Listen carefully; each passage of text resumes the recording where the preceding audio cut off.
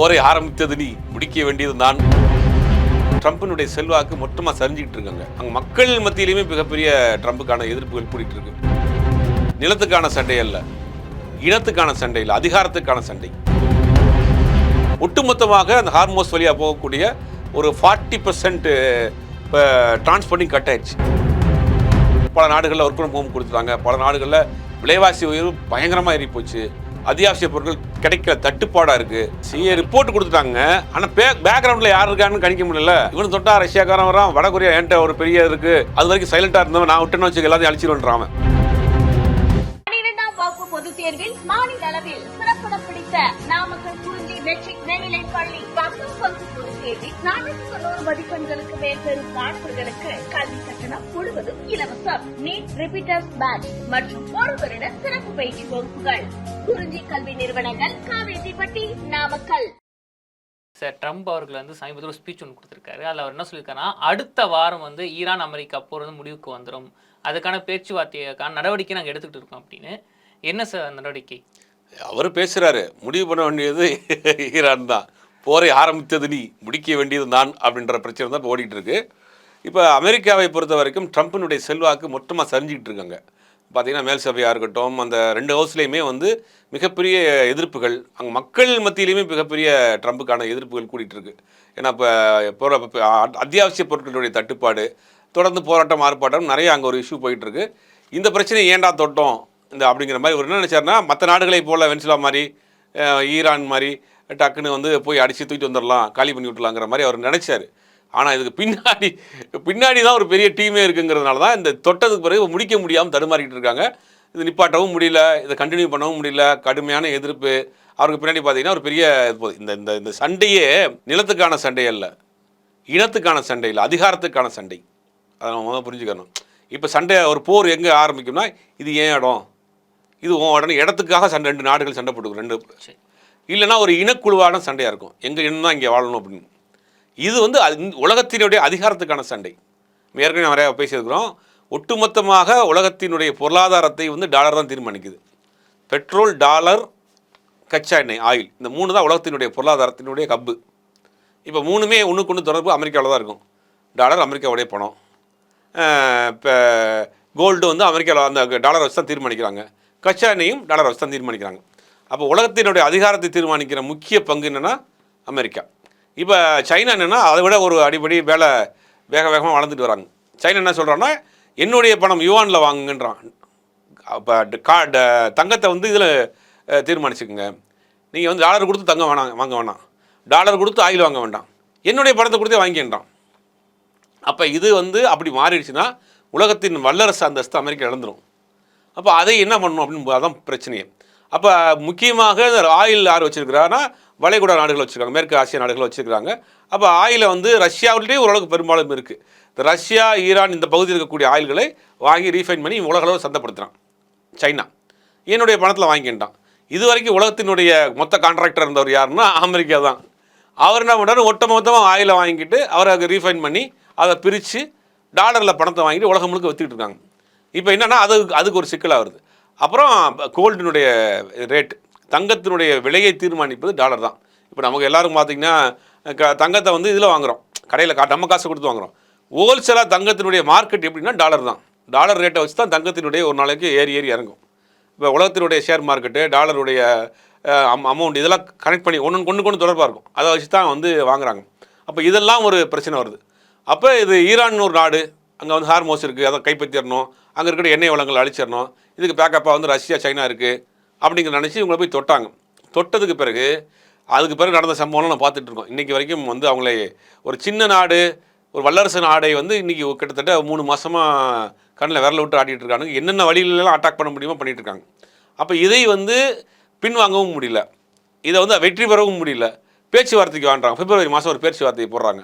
இப்போ அந்த பேச்சுவார்த்தையும் பெருசாக எடுப்படல. இப்போ என்னென்னா ஒரு கண்டிஷன் போட்டுக்கிறோம், உனக்கு வேணாம் எனக்கு வேணாம், ஒரு 14 கண்டிஷன்ஸ் போட்டுவோம். அந்த 14 கண்டிஷன்ஸ் நீ ஒத்துவா, நான் ஒரு 14 கண்டிஷன் போகிறேன், ஒத்து வரோம், 2 பேரும் சேர்ந்து ஒரு பேச்சுவார்த்தை குழு அமைக்கலான்னு இப்போ அடுத்த மாதம் இஸ்லாமாபாத்தில், பாகிஸ்தானுடைய இஸ்லாமாபாத்தில் 2 நாட்டினுடைய தலைவர்களும் நிர்வாகிகளும் சேர்த்து ஒரு ஒப்பந்தம் போட்டுக்கிறோம், போர் நிறுத்த ஒப்பந்தம் ஒன்று போட்டுக்கிறோம்னு அதில் 14 கண்டிஷன் அமெரிக்கா போடுது. அந்த 14 கண்டிஷன் என்னென்னா, ஹார்மோஸை வந்து நீங்கள் வந்து எந்த மாதிரி கண்டிஷன் மூலம் திறந்து விடுங்க பழைய மாதிரி. உங்கள்கிட்ட இருக்கக்கூடிய நியூக்ளியருடைய அந்த இதெல்லாம் நீங்கள் அழிச்சிடணும். நியூக்ளியர் வெப்பன்ஸ் என்ன இருக்குது இங்கே லிஸ்ட்டு கொடுங்கன்னு கேட்குறாங்க. அவன் முடியாதுன்றான். அவனுடைய பேஸே அதுதான். நீங்கள் அதை வந்து கை வச்சிங்கன்னா, இப்போ இது வரைக்கும் ஹார்மோஸில் வந்து பணம் கட்டிட்டு யாரும் போனதில்லை. இப்போ புதுசாக என்ன பண்ணிட்டான்னா, எனக்கு டோக்கனை போட்டு போன்ற மாதிரி ஒரு இதை போட்டோடனே ஒட்டுமொத்தமாக அந்த நாடு லட்சக்கணக்கான கோடி ரூபாய் வருமானம் அதில் வருன்றாங்க. இப்போ இந்த பிரச்சனை ஏதோ ஒன்று பண்ண போய் அந்த நாடு இப்போ வந்து பெரிய அளவில் பொருளாதார அளவில் வளர்ந்துக்கிட்டு போகுது. போர் ஆரம்பித்து இவன் விளையாட்டுத்தனமாக வந்து ஹார்மோஸில் கட்டணம் படி தான் உள்ளே போகணுன்னு சொன்னது, அது ஒரு பெரிய லெவலில் வருமானம் வருது. அதில் ஒரு பாதியை எடுத்து நான் ஜோர்டான் கொடுக்குறேன்றான். இந்த டோக்கனை போட்டு உள்ளே போ, அதில் வர வருமானம் டாலரில் கேட்குறான். அதையும் டாலரில் பணத்தை வாங்கிட்டு ஒரு அமௌண்ட்டை எடுத்து வந்து இது பண்ணிட்டு இருக்கேன். நான் வந்து ஜோர்டானில் ரொம்ப கஷ்டப்படுறாங்க அந்த நாட்டுக்கு. நான் அது ஜோர்டானும் இந்த ஹார்மோஸில் ஒரு பகுதி. இப்போ ஹார்மோஸில் ஜோர்டானுக்கு நான் ஒரு பகுதியை கொடுத்துறேன்றான். இப்போ என்ன பண்ணுறாங்கன்னா, இது வரைக்கும் இல்லாத ஒரு நம்ம கிணறு விட்ட பூதங்கிறதுக்கான மாதிரி சண்டையை போட்டு அவன் வந்து டோல்கேட்டை போட்டு காசு வசூல் பண்ண ஆரம்பிச்சதுனால இது வந்து ஒரு பெரிய இஷ்யூவாக போகுது. உலகம் முழுவதுமே என்னாச்சுன்னா ஒரு பெரிய ஒரு தேக்க நிலை ஏற்பட்டுருச்சு. டிரான்ஸ்போர்ட்டிங்கு, டூரிசம்மு, ஃபுட்டு எல்லாமே வந்து பாதிக்க ஆரம்பிச்சிருச்சு. கச்சா எண்ணெயினுடைய தட்டுப்பாடுகள், வெளிநாடு இந்த மாதிரி அசாதாரண சூழ்நிலை இருக்கப்போ டூர் போக மாட்டாங்க. இந்த மாதிரியான ட்ராவலிங் ஃபெசிலிட்டிலாம் ரொம்ப கம்மியாக போச்சு. ஃப்ளைட் டிக்கெட் ஏறி போச்சு. அப்படிங்கும்போது ஒட்டுமொத்தமாக உலகமும் வந்து கிட்டத்தட்ட ஒரு 4 மாதம் முடங்கி போச்சு. அந்த எஃபெக்ட் எல்லா நாட்டுக்குமே இருக்குது. நம்ம நாட்டிலே இருக்குது, இந்தியாவிலேயும் அமெரிக்காவிலையும் இருக்குது. பல சின்ன சின்ன நாடுகள் பெரிய அளவில் பாதிப்பு. அப்போ இதை சீக்கிரம் முடிவுக்கு கொண்டு வரணும்னு ஐநா போன்ற அமைப்புகள் வந்து விரும்பினாலும் கூட ட்ரம்பை பொறுத்த வரைக்கும் அவர் வந்து ஒரு பிரஸ்டீஜ் இஷ்யூவாக பார்க்குறாரு. முதல் முறையாக அவர் பின்வாங்குகிறார் அப்படிங்கிற ஒரு செய்தி வந்துடக்கூடாதுங்கிறதுக்காக மீசியில் மண்ணு ஓட்டாமல் அப்படியே இது பண்ணிகிட்டு இருக்காரு. அந்த பேச்சுவார்த்தை நடக்குமா, முடிவுக்கு வருமாங்கிறது தெரியல. அவங்க போகிற கண்டிஷன்ஸ்க்கு அவர் ஒத்துக்கிற மாட்டார். அந்த பேச்சுவார்த்தை தோனி சரியில்லைங்க சார். அதாவது ஒரு பேச்சுவார்த்தை சமாதானத்துக்காக போகிறது. ஆனால் இவர் சமாதானத்தை கூட ஒரு வேற லெவலில் கேட்குறாரு சார். ஏன்னா ஒழுங்காக கழுத்து போட்டுருணும், இல்லைனா வந்து என்ன நடந்துடலாம். இவர் ஒரு பக்கம் சொல்ல, மார்க்கோ ரூபியோ அதே மாதிரி ஒரு வேற ஒரு திமிரான ஒரு பேச்சு சொல்கிற மாதிரி இருக்குது. அதான் சொல்லணே, இவங்க வந்து கண்டிஷன்ஸே தப்பான கண்டிஷன்ஸ். உன்னுடைய வெப்பன்ஸ் என்னங்கிறது என்கிட்ட காட்டுன்னு அவங்க ஒத்துக்கிறோன்னு. அவனுடைய பலமே அதுதான். இப்போ என்ன சொல்கிறாங்கன்னா 70% வெப்பன்ஸ் வந்து அவன் கையில் இருப்புருக்குன்றாங்க. இவ்வளவு அடிச்சதுக்கு பிறகும், இவ்வளோ சேதாரமானதுக்கு பிறகும் இந்த கேப் இருக்குல்ல, அந்த கேப்பில் வந்து ஃபில்லப் பண்ணிட்டான்றாங்க. ஆனால் சார் அந்த ரிப்போர்ட் நம்ம ஏன் அந்த ரிப்போர்ட் கொடுத்தே சிஐ தான். ஆனால் சிஏ ரிப்போர்ட் கரெக்டாக இருந்திருந்தா இல்லைன்னா அமெரிக்கா ஜெயிச்சிருந்துருக்கும். அந்த ரிப்போர்ட் கரெக்டுங்களா முதல்ல? இல்லை, அவங்க கணிக்க முடியல தான். சிஏ ரிப்போர்ட் கொடுத்துட்டாங்க, ஆனால் பேக்ரவுண்டில் யார் இருக்கான்னு கணிக்க முடியல. இவனு தொட்டா ரஷ்யாக்காரன் வரான், வடகொரியா என்கிட்ட ஒரு பெரிய இருக்குது, அது வரைக்கும் சைலண்ட்டாக இருந்தவன் நான் விட்டுன்னு வச்சுக்க எல்லாத்தையும் அழிச்சிடுவேன்றான். அப்போ பேக்ரவுண்டில் யார் இருக்கா, யாரெல்லாம் உள்ளே வர்றாங்கன்ற படுறது. ரெண்டாவது இவங்க போர் மெத்தடே வந்து வித்தியாசமாக இருக்குது.